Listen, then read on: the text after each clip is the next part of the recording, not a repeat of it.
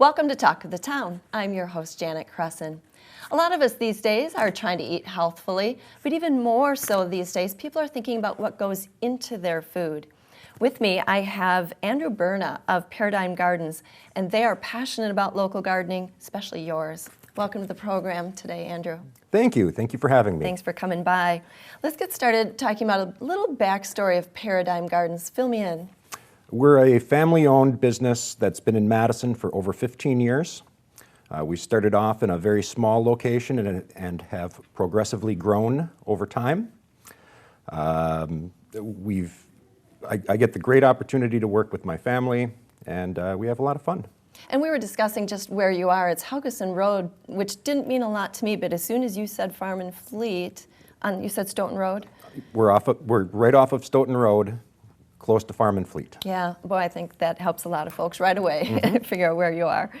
Now, we're talking more than just traditional gardens. There are a lot of different types of gardens. Talk about that a little bit. Sure. Like you said, there's all kinds of different types of gardens. They could be your traditional garden in the ground in your backyard. These could also be raised beds. And raised beds come in a variety of different formats. They could either be wood planking, they could be smart pots, they could be a wide variety of things. Some of the advantages of the raised beds is that you don't necessarily, you can control the soil inside of them. Definitely. There's also hydroponics, which is growing with water. There's aquaponics, which is using the water from fish, the fish byproduct to fertilize your plants. All kinds of neat What about things. straw bale? I've heard that that's just growing in popularity. Oh, straw bale is getting a lot of attention. Yeah. It's a fun way to do it. It's very, very easy. Yeah, especially too if you don't have space, much space at all. And you sell kits and products like the raised beds to make your own. Correct, as we do. Well. Okay. All right, here's the question of the day. This is a truth we all know. The homegrown tomato always tastes better than the store. Always. Why is that? For one, it hasn't traveled 3,000 miles. When it's still warm from the sun's rays, it always tastes better to me. It's also a lot more nutrient rich because those nutrients disappear over time. Sure, and even the quality of the soil really makes a difference about the nutrients going into the product. Absolutely. That makes a big difference. A lot of folks are thinking about starting their own seeds, and you have some seed stock in your store and heirloom seeds. When should people be starting that? Your traditional tomatoes and peppers get started early February. So it's before most people think. It's not something that you buy a packet of and just plant it in the ground in June. They take a little bit of time to develop. Sure. And you sell systems, growing systems like lighting and all those things to help people get those things started and Absolutely. off to a good start. Also the soil amendments.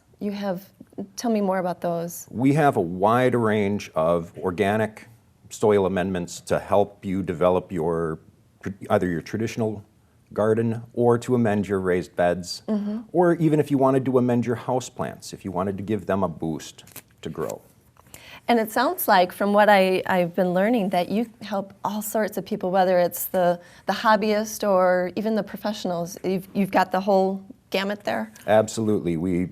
Everybody from the person that has a single house plant all the way up to universities and technical colleges. Let's talk a little bit about local gardening, and what do you see for the future of that? I see that we're going to go back to having our own gardens. More and more people are wanting them. The people that are moving into the townhouses and the condos want to maintain that sense of a garden that they had with their traditional house. Why is that? Why is this growing so much? I think just to have the nutrient-rich food again, to have that contact with where your food is coming from, having a knowledge of where it was. Where it came from and what's in it. Absolutely. Yeah, it's making a difference for sure. We're about out of time. So this is Paradigm Gardens. Andrew Berna, now you founded this place, and My cousin actually founded it. I'm the manager. all right. So we have a lot of fun. Okay, well, thanks for joining me today. Go visit them over at Paradigm Gardens on Helgeson Drive in Madison. We'll be right back with more Talk of the Town right after this. Welcome back to Talk of the Town. What do Steven Spielberg, Keira Knightley, CNN anchor Anderson Cooper, and NFL quarterback Tim Tebow all have in common? Besides being in the limelight a lot of the time, all of these folks have dyslexia, a common condition that affects the way that our brain processes written and spoken language. With me, I have Irvin Carpenter from the Wisconsin Institute for Learning Disabilities and Dyslexia. Welcome, Irvin. Thanks for joining me. Irv has dedicated his life to helping folks with dyslexia and making a difference for them. Thanks so much for stopping by today. Yeah, thank you for having me. So if you could give us a little background before we talk more about what you've been working on. Give me a little background of WILD is the acronym. Sure. Sure. I like that. Otherwise, like you said, it's a mouthful. Yeah, we have wild Christmas parties, by the way. WILD was opened 10 years ago by myself and my co-founder, who is my wife. And we opened this nonprofit so we can teach as many people as we possibly can, children and adults, how to read and spell. So we work with learning disabled and dyslexic children and adults. That's wonderful. And not only did you start this organization, but you've also created some teaching and testing methods. Is that correct? That's correct. Okay, Tell me a little bit more about that. Sure. We knew from the onset that if we were going to open a place that we were going to teach children and adults how to read and spell, we had to have a way to show them results. That's very motivating for people, isn't it? It is. Yeah. So what we did is set up a system of where we could do baseline testing when they first come in and annual testing every year to show the growth that they would have in their reading and spelling skills. And in between those two testings, we also set up progress monitoring to where we could also show them per semester how much growth they had. Wow, that feedback can be so important to keep people on track and encourage them to keep at it. How do you track that progress? Well, we track it by using the Woodcock-Johnson 3. It's a tool, an assessment. It's a standard assessment that gives a standard score. So we can basically compare the student that we're working with their peers. So it shows in the norms that we're making some progress based on where their peers are. Okay. Now, we'll have a chart come up on the screen here that shows some results. Go ahead and talk to me about that chart. Oh, sure. The chart is the results of a research that we did through the University of Wisconsin-Oshkosh. Dr. Bill Kitts compiled the data for us. And the results are, in the charts that you see, we have the baseline of 40 individuals. That was a random sample that we're taking from the clients that we had. So it could be adults or children? Yeah. Okay. Adults and children. So those 40 adults came at least 2 years to our program. And so in the blue, you see where they all started as a group of 40.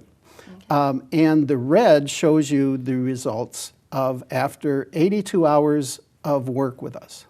So it's very impressive, and the thing to really look at on the chart is that the highest score of almost 3 grade levels in 82 hours is reading fluency. So when we talk about reading and teaching people how to read, we always measure success by reading comprehension and the reading fluency. Sure. And those are 2 of the highest scores that we have on our assessments. That's got to be so gratifying for not only you, but them too, because it can be very frustrating, from what I understand, having dyslexia. And so having some tools to improve and make a difference. It sounds like you're getting results, and that's the significance of this data?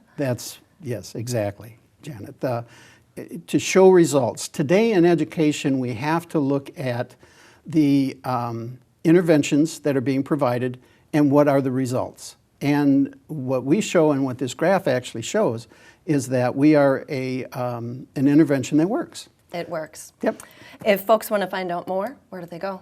They go to our website at wild.org.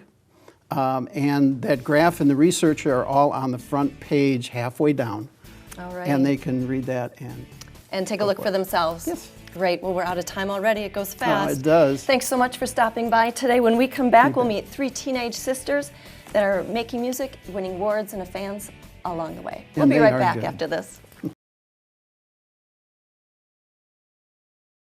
Welcome back to Talk of the Town. We turn our discussion next to that of batteries. We love our batteries when they're working right for us, and they have come such a long way. There are so many out there, from alkaline to zinc air. You see what I did there from the A to Z thing? Yes, I did. And who better to talk batteries with than the folks from Railvac? I have Ann Rule and Dave Young. Thanks for joining me today. Thanks for having us. So let's talk, today we are going to be talking about the zinc air batteries, which are the batteries for hearing aids, correct? Correct. Okay, let's talk about them. Okay, well, zinc air batteries have been around for many years. Rayovac has been a pioneer in hearing aid batteries, though, for even longer than that. Back in the 1930s, a gentleman, Art Wingle, who was an employee of ours, got us into the hearing device market, really, with the development of the first portable zinc, or portable portable hearing aid. And so that kind of catapulted us into the industry. We gave the patent back to the community so that further development could be made in batteries and also hearing devices.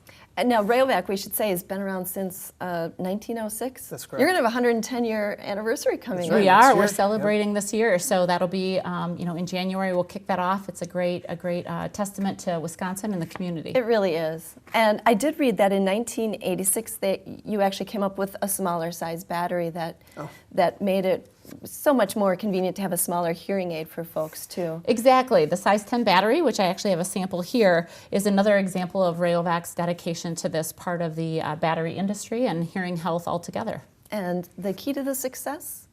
Key to the success is really performance and manufacturing. We make the best hearing aid battery in the world, and consumers that use this product know how long the battery lasts, and so we really get credit for that performance, and they vote by buying our products, as do our customers. So the zinc air, actually, I was learning a little bit more about them, that it uses air to work, and so the battery can mostly be zinc, and that's why it lasts so long. That's the secret? Correct, it is the secret. So air is one of the critical components, and since that's available outside the battery cell, it helps power the device, and it's a very efficient chemistry. That's really, really neat. Now, Dave, you and I were talking about where these are made. Yeah, they're made in Portage, Wisconsin, where actually we've been making batteries for about half of the existence of Rayovac as a corporation. So it's going to be 110 years old. We've been making batteries there for over 50 years now. We opened the current facility in 1977, started making the current chemistry, the zinc air chemistry, in about 82. And today we make millions of batteries a day, hundreds of millions of batteries a year. We do so on highly automated production equipment that was designed and built mostly internally by our talented manufacturing engineering group. And like you said earlier, these batteries are all over the world, Right. helping folks that way. That is neat. And you said it's the world's longest lasting hearing aid batteries? We do have the best performing product in the market, so that is, tied to battery life, but also some of the other interesting pieces of the chemistry that help with these really sophisticated hearing aids that are on the market today.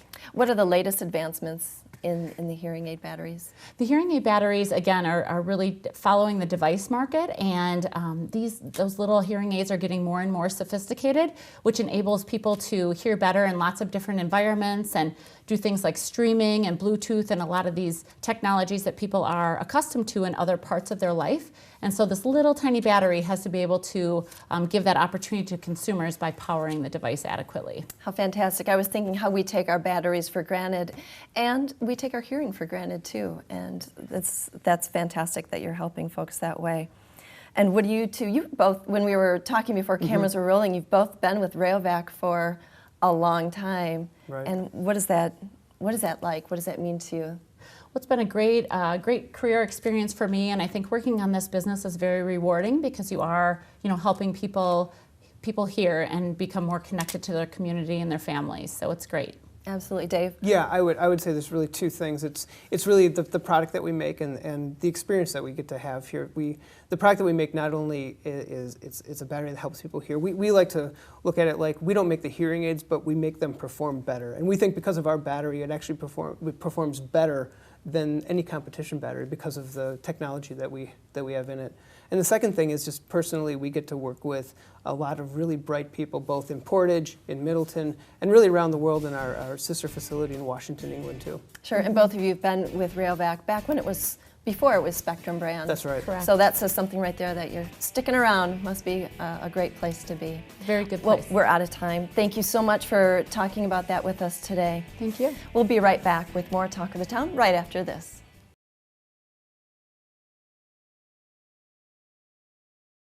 Welcome back to Talk of the Town. This is our final segment.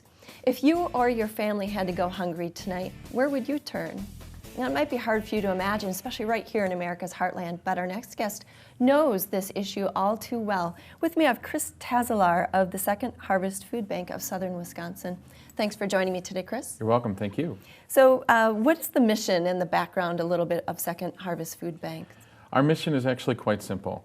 It's ending hunger here in southwestern Wisconsin in the 16 counties that we serve through the partner agencies that we work with. That is simple, but complicated too. It really is. You know, ending hunger seems like a simple concept, but we've been in business now nearly 30 years. In 2016 will be our 30th year, and it's just something that is a pervasive problem that we hope to end soon. No small feat indeed. So I have here that you're the largest hunger relief organization in southwest Wisconsin. What are some of the ways that you use to achieve your mission? There are three primary ways that we try to end hunger. One is through food distribution. Last year we distributed over 12 million pounds of food through our 16 counties. So that's pretty straightforward, pretty easy to understand. Well, I don't know, 12 million pounds. I'm actually struggling with that a little bit. How do you picture that? Well, you know, it's one of those things where we have about 225 partner agencies, and we meet nearly 1 million requests for service every year. Oh my gosh. So, you know, then when you put that into the context of the 12 million pounds, hopefully that helps a little bit anyway. So a second way that we help end hunger is through our food share outreach. And many people don't necessarily understand what food share is, but when you let them know that it's really kind of the new name for the old food stamp program, that really hits home and they really understand what that is. So what we try to do is we help people understand what the program is, what are some of the benefits, what are some of the eligibility requirements of the program, and then more importantly, we actually help them go out and fill out the application. Because as you can imagine, these people are struggling. They are going through a very stressful time in their lives. So trying to fill out a government form can be just more stress added to their life. Sure, one more thing. Yeah, and now imagine going through that same application with somebody who's gone through it 300 times. Right. You know, so that really helps to get them over some of that anxiety. So food distribution, food share outreach, and then finally through what we call mobilizing the public, and that's giving presentations to the public, helping people understand that there is hunger right here in southwestern Wisconsin. Like we're doing right now. Exactly. Yeah. Let's paint a picture of the kind of person that you help that might be struggling with this. Well, that's the interesting thing. There's no way to paint a picture of somebody who's struggling with hunger. They're young, they're old, they're male, they're female, they're of all nationalities. There is no one picture of hunger. You can't look at someone and say, oh, they're really struggling with hunger. You just can't. It can be your next door neighbor. It can be the child who is in class with your child. You just never know. You never know. Life can turn on a dime, so they say. You lose a job, and it can all start with something like that. You bet. Even yourself, Absolutely. as much as we hate to think about it. What are some of the myths that you'd like to dispel about folks that need this help? You know, there are a couple of them that for some reason remain kind of pervasive out there. One is that the people that are served by our partner agencies are all uneducated. It's simply not true. 75% of the people that we serve through our partner agencies have at least a high school education.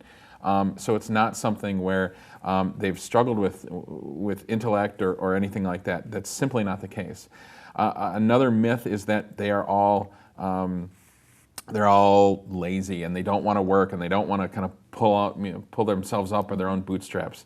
The reality is more than 54% of the people, of the households that we serve, actually have somebody who works at least 30 hours per week in that household.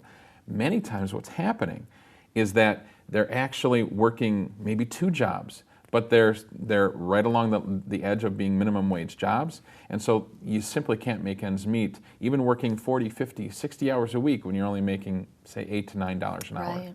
We're almost out of time. I want to make sure we talk about the Million Pound Challenge because this is fantastic. Go ahead. Yeah, Million Pound Go. Challenge. Million Pound Challenge. It starts January 1st, and for every pound you lose or every hour of exercise you log, the Princeton Club is going to donate 10 pounds of food to Second Harvest to help the people in southwestern Wisconsin who are facing hunger. Okay, So, and here's the good part. You Just- don't have to be a member of Princeton and Club you don't have to be a necessarily. member of Princeton Club to participate. You simply go out to our website, and they can start at secondharvestmadison.org, and we will connect them with the Million Pound Challenge website, and they can log their time. They can simply sign up, log their time, and they can help end hunger just by exercising. That's fantastic. I love that. Well, we're out of time already. I've got to run. Thank you so much for stopping by. You're very welcome. Thank you. And thank all of you for watching today on Talk of the Town. We'll see you next time.